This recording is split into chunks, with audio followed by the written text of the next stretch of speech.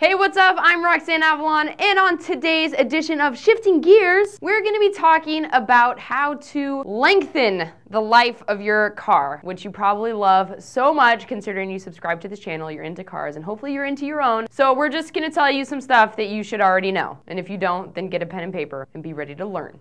Sucka. All right, first things first, change your oil. I know. A lot of people know that you should change your oil, but you would be surprised at how many people don't know that. My brother didn't know he had to change his oil, and then his car like blew up. So yeah, basically when you change your oil, you keep all the moving parts running smoothly, lubed. Yes, that way they won't grind and whine.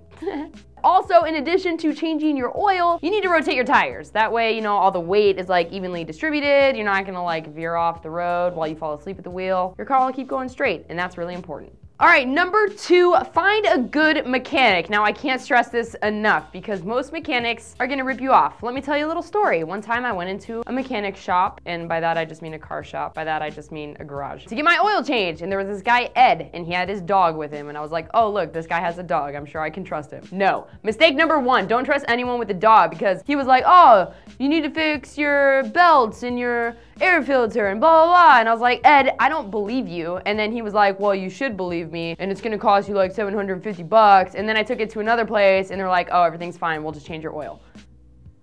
That was a really long way of saying, find a good mechanic that's not gonna rip you off so you can get your car fixed cheaply, but well done. Number 3, ease off the brakes, homies. Yeah, if you see a red light, you know, brake in advance. Don't slam on the brakes, because then you're basically just giving the middle finger to your brake pads, and guess what? Those things are really expensive to replace. Here's another story for you. One time I had to replace mine, and it cost me like $400, and that sucks. All right, number 4, get a good battery. Let's face it, batteries are, well, not like the heart of your car, because I would say the engine is the heart of your car, but it's like, maybe like the lungs. Like it's an important part is what I'm trying to say. And so when you're getting a battery, go name brand, you know what I mean? Just like you want to do with prescription drugs. Yeah, get a name brand battery, you know, one that's gonna last you, because if you do long drives, your battery should last you about 3 years, but you know, if you're just taking short trips down at the corner store, it should last you at least 5 years. And if you notice like all the little buttons and thingies and electrical stuffs isn't working,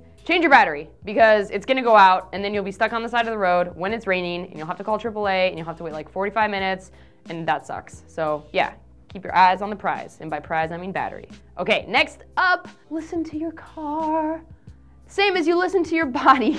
So if your car has a check engine light on, don't ignore it like I did, and then your car explodes, because that means something. So pay attention to all those little symbols, and if you don't know what they mean, you can go in your manual and look. I learned that the hard way. So yeah, just pay attention to your stuff, be on top of it, take care of your cars, because when you put them for sale on Craigslist and say everything's in good condition, and then someone like me buys it and it breaks down a week later, you don't want that person coming back to your house and hunting you down, like some people might. So yeah, take care of your cars. Anyway, that wraps it up for this Shifting Gears edition of Inside Cars. Make sure you like our video, of course, subscribe to our channel. Check these videos out over here, obviously, because it's the best thing ever, and subscribe to our newsletter. I'm Roxanne AVALON, and we'll see you next time on Inside Cars.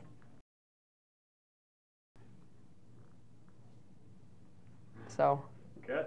Sounds rolling. Inside your gears. Shifting your gears, take 2. Inside your gears.